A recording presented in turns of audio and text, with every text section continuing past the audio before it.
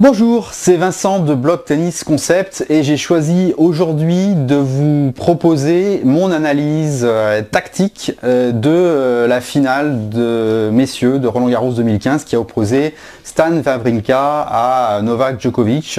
Une grosse surprise, mais aussi une grosse performance de Stanislas Wawrinka, qui a eu le mérite d'être extrêmement lucide sur le plan tactique, j'ai trouvé personnellement, et qui a su appliquer au fil du match des schémas extrêmement simples qu'il a reproduire et qui ont fini par faire fissurer le jeu de Novak Djokovic. Alors on a beaucoup parlé dans la presse de la formidable confiance de Stan, de sa capacité à frapper très fort dans la balle, c'est tout à fait vrai, sa capacité à sortir des gros matchs le jour des finales, c'est vrai qu'il a gagné beaucoup de finales. Et dans l'autre sens, on a parlé chez Djokovic de la difficulté à maîtriser ses émotions, de sa fébrilité, de sa pression qu'il avait par rapport à son palmarès, un éventuel grand chelem. On a parlé aussi de la fatigue qu'il avait accumulée ces deux derniers matchs, fatigue tout autant physique que psychologique. Ça, je pense que c'est vrai, mais moi j'aimerais vraiment qu'on revienne sur les schémas tactiques qu'a utilisé Wawrinka pour justement contrer Djokovic, qui est un attaquant de fond de court. Alors on a l'habitude de dire, j'ai lu ici et là que pour contrer un attaquant de fond de court, il fallait faire courir, il fallait casser son rythme, il fallait lui faire des balles hautes, des balles basses, des chops, des balles molles. Il fallait écourter l'échange des fois, bon, selon ça déjà ça dépend du style. Et Stan Wawrinka, est-ce que vous l'imaginez faire des chops et des balles molles? Moi non.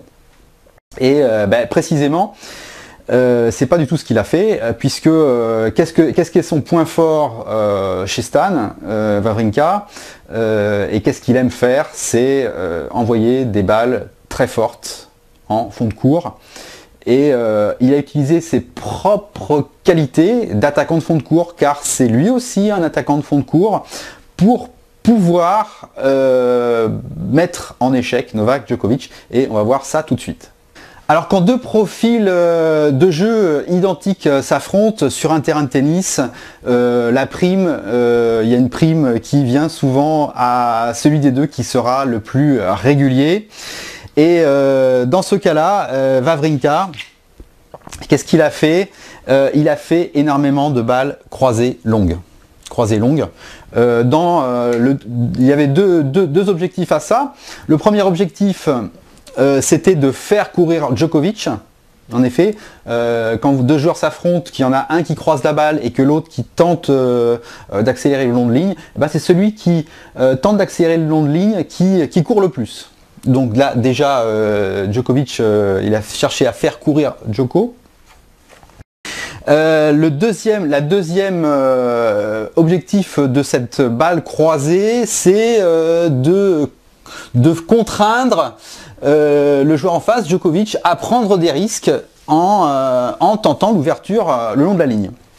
Et vous pourrez remarquer une chose, c'est que sur les balles moyennes, Wawrinka a joué ces zones-là plutôt dans le coin. Donc c'est un coup qui ne déborde pas l'adversaire. Évidemment, c'est moins bien que ça, hein, mais ça, d'une part, quand on joue là, on s'expose au contre, hein, et à la balle longue ligne. Et Djoko est très fort là-dessus. Et puis d'autre part, on prend un petit peu plus de risques. Donc là, Stan était vraiment prêt à jouer un petit peu plus de coups dans l'échange. Et Djokovic a fini par perdre un petit peu patience et a tenté les accélérations de long de ligne un petit peu plus que de raison. Voilà, la deuxième chose un petit peu importante, c'est, on en revient à la théorie des angles, c'est que quand on joue ici, alors effectivement on déplace un petit peu moins l'adversaire, on a un petit peu moins de chances de faire des points gagnants et de le faire jouer dans ces zones excentrées. Mais en cas de contre, eh bien, on est mieux placé pour couvrir le terrain, et ça c'était vraiment l'objectif de ce que j'ai compris de Stan, c'est vraiment de jouer un maximum de coups forts pour un petit peu saouler saouler de coups Djokovic, qui a fini par craquer au fil du match. Il faut savoir que c'est une technique, c'est sa tactique, la tactique de Stan n'a pas marché dans le premier set, il l'a perdu, mais au fil du match, ça a pris vraiment de l'importance et de l'effet sur Djoko. Donc des balles croisées, longues, et puis vous pourrez remarquer qu'en retour, Stan, quand il retournait, eh bien, il retournait souvent soit au centre, soit croisé. Il a fait très peu de retours le long de la ligne. Voilà, vraiment, il se préparait à son objectif, c'était de taper plusieurs coups de fond de cours à la suite. Et puis, au niveau du service, il a fait beaucoup de services croisés. Parce que quand on fait un service croisé, on fait courir l'adversaire sur le premier coup. Et en rejoignant de l'autre côté, on le refait courir.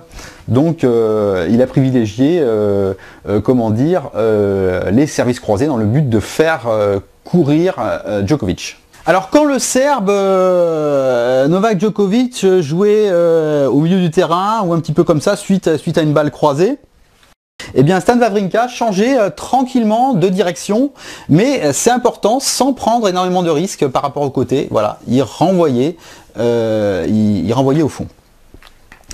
Quand Djokovic lui envoyait une balle longue, c'est là où on voit un petit peu la lucidité de Wawrinka, eh bien il rejouait une balle liftée haute, soit au milieu, soit croisée, pour obliger Djokovic à prendre des risques. Il commençait à s'impatienter et à jouer sur les côtés. Voilà, pour pouvoir vraiment déstabiliser Wawrinka qui contrôlait vraiment très très bien son terrain.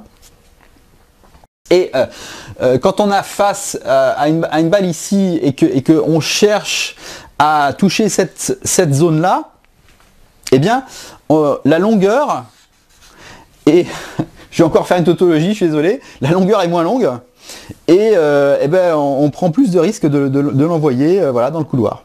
Que ce soit ici d'ailleurs ou ici.